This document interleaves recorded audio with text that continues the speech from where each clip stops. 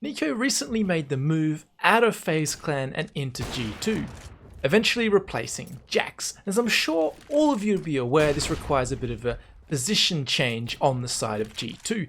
Niko kept every single one of his positions on the CT side except for Dust 2, where before on FaZe he was that A side AWPer, but obviously Kenny S plays there for G2, so he swapped into the position that Rain was playing on FaZe, which is the rotator slash short player on this CT side. So I want to really break down to you, how does he play his new position, look at what he does really well, look at how he helps out some of the players that play near him, and hopefully you guys can learn a thing or two and apply it to your own game as well.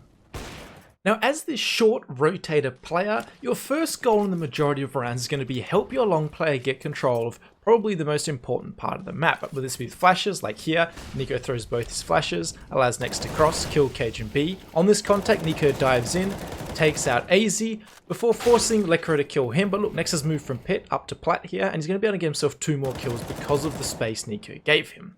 That's not going to talk about taking long. I have a whole other video on how teams like to take long, which you can probably check out after this if you want some help in that area. One thing you're going to see a lot more in this video is things like defending cat hit, which is exactly what's going to happen this round and something you're going to encounter a lot as this player.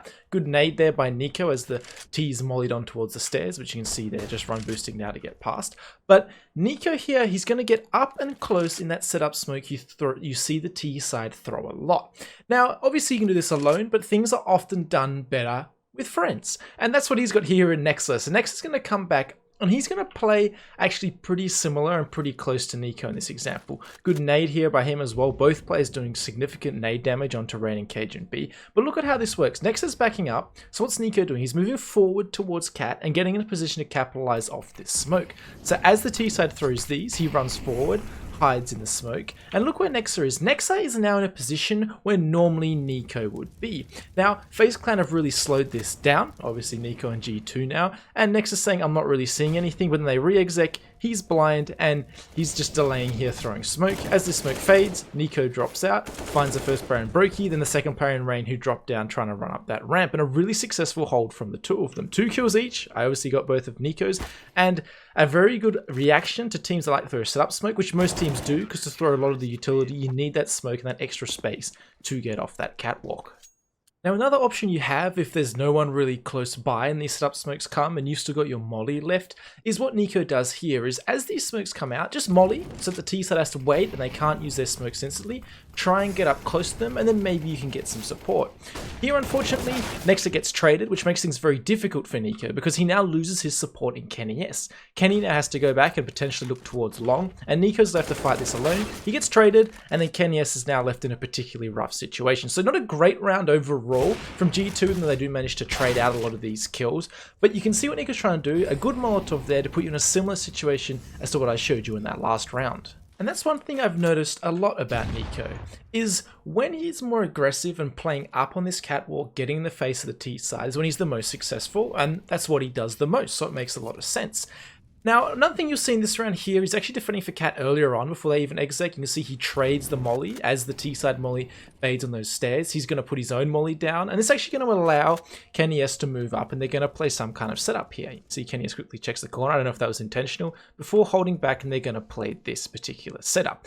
Now, interesting thing about this here is when the T-side puts a molly onto this area here and wants to try and clear that out, and then the CT side re-mollies here, they have an interesting decision to make. Do we use another molly as the T-side and try and re-molly this, or do we just try to walk on dry and get a little bit greedy and try and capitalize on this? And you can see the setup that G2 have right now. Kenny S is holding this. Niko is anti-flash for any kind of flash that might come in, and they're just going to play off each other's contact, and Kenny S will hide in that corner after he gets this initial kill.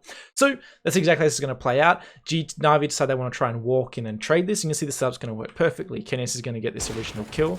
Niko's going to turn around, get 1, get 2, or Kenny S actually takes that second one away, and they're going to fall off, nade, and give up the bomb here and just play their 5v2. No point find that 2v2 potentially giving Na'Vi a chance into the round. So you can see a nice little hold from them, and again getting aggressive, changing up the pace a little bit is when Niko is very successful at holding this catwalk area. Now, before we get into the topics of defending mid to B, how to play for middle, situation like that, which is a little bit more tricky, let's talk about really forcing the T's into a difficult situation if you are this CT playing in spawn like Niko is here. And this molly is really, really good for a couple of reasons. I'll explain them in just a second. Now, Astralis, they do a good job because they smoke it off here, which allows them to plant the bomb. But you can see the lines that Kenny S is able to take here. So if this Molotov is up in this scenario, right there in front of where Zip is right now, pretty much in the smoke in that default position, it's going to deny any plant from Astralis. Obviously, that's very obvious to most people, but they can't just cross and plant somewhere else. They have to plant in that position, because if they cross and plant somewhere else, they can run into the AWPer, where Kenny S is playing, holding this really safe angle, and that's going to give him a free kill. So they have to wait out the molly or put it out like they did in this scenario, which obviously wastes 8 seconds, allows the CTs to start rotating in and have a really successful retake. So that molly is really good, and Niko actually followed it up with a nade behind it, so the only path that the Ts can take. So that was really good as well. So that's just a nice little molly that if you want to have an impact to make things difficult for the T side, that you can throw when you are playing that CT position. Now, playing for mid to B can often be a tricky thing, and one thing I'm sure we've all tried is just underarming a flash, run through, and hope we kill everyone coming through those mid doors and hope they're blind, and often it doesn't go well and we end up dying. Well, Niko is going to do exactly that, but he's going to do it with a little bit more sophistication, a bit more teamwork, which is why it's important you're coordinated with the rest of your team. There's the underarm flash for Niko to come through, anyone who's going to be looking at the smoke. But look what's happening at the exact same time.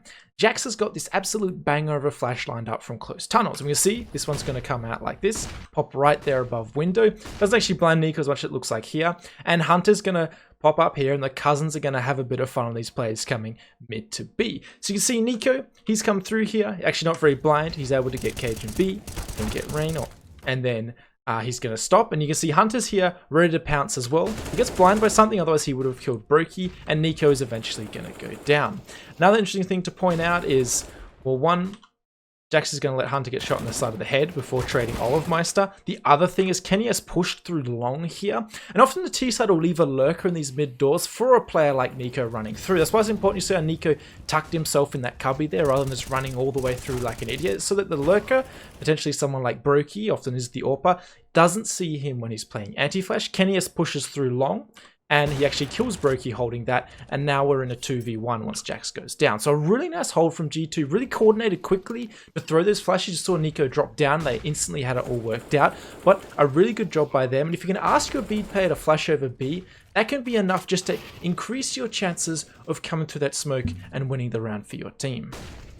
Or let's be real, it's going to be difficult to coordinate all that, so get boost on this box, head down, peek up, make sure you have a smoke left because good players will molly you here, and kill them as they're going mid to B. Huge emphasis on that smoke because any good player will molly this position because it is so powerful. Now, one last option you have against the mid to B is what we talked about, Kenny S pushing through long to clear that mid lurker. If you're on Cat playing like Niko was here, maybe for a Cat hit or whatever you want to do, is you push up Cat here and do what Kenny S did. You clear that guy lurking mid, clear it for your teammate, in this example Kenny S to come through, and then now you're fighting mid to B just if you come through that smoke. So that's another option. You have to always drop down into CT spawn, you can push off Cat, clear that for your teammates, and do virtually the same thing. Which brings us to possibly the most difficult situation to play in as the CT side, and that's without long control. Here you can see Big have taken long off G2. The closest thing is Kenny, who's just got himself out of car using that smoke, and he's going to get himself on towards that site pretty soon. But we want to look at how G2 play this out. They say, all right, you're going to take long with us. We need something in return. They push through here in the middle. You can see the two players in the X-ray, and they full clear this mid area before Nexa runs back to play here. Niko also here towards Catwalk, and even Hunter, who's normally one of the B players, is going to end up joining over here on the A site. Now, one thing though is Niko has a very important role on this, which might go unnoticed if you don't have a keen eye. And that's when Big start to make their approach up long. Important, notice Amanek is here, making sure no one's lurking through B, and Niko's the second closest player to B here on Catwalk, and they're set up very strong to defend this A. But this video is all about Niko and how you should play this out if you're the Cat player. So look at G2. Their smokes go out here towards, allow them to cross long, which I'm sure you're all aware of. Very simple reaction. Obviously, Nex is going to molly the ramp, make sure no one's coming. But look at Niko. He's off Cat, and he just cleared Cat right there. And he's not drawn back towards the A side going, oh, smokes, yay, let me kill them on it. Kill them coming up long. No, he clears that middle area, he comes back here, and then he's going to hold for anyone coming past next. And this setup is really, really good, by the way. So even with this smoke, look at the crossfire that G2 has right now. Niko's holding anyone wrapping around the site. Kenny S, because of the smoke that's been thrown on his left, is holding anyone jumping up where Xantara's might be. You can see if I swap to Xantares right now. If he's jumping up on top of this box, then he's going to jump straight into the line of Kenny S there. And then, well, Nexa, he's just ready to pounce off whoever's contact comes through, just hiding behind this default box. And that's exactly what happens right here. Niko gets his first kill. You see Nexa's going to pop up on this, get another kill himself. NiKo's then going to get one more. And just like that, they're in a 4v1 situation. Niko turns around and kills Tabson. And that's a really, really successful long hold, something that's very difficult to do. One thing though is notice how Niko came off here and he re-cleared Cat. Well, at the exact same time, look at what Amanek does. As Niko re-clears Cat, no one lurking down middle. Someone fast lurking, Niko would have caught, got an easy kill. But someone who was lurking really slow, such as Tabson, now Amanek is able to rotate through those lower tunnels. And even though he loses this fight, it gives the heads up. They can't get pinched on this A site. They're able to fully focus on long, and Niko can turn around. I mean, Tabson was a bit late as it is, and just get that third and final kill. So a really strong hold from G2 on long here, and one that I don't know how you'd really get past that as the T side. You would have to have something crazy, even mollied Niko off on short. So that's basically all there is for Niko. Make sure to like and subscribe if you enjoyed the video, and I'll catch you all in the next one.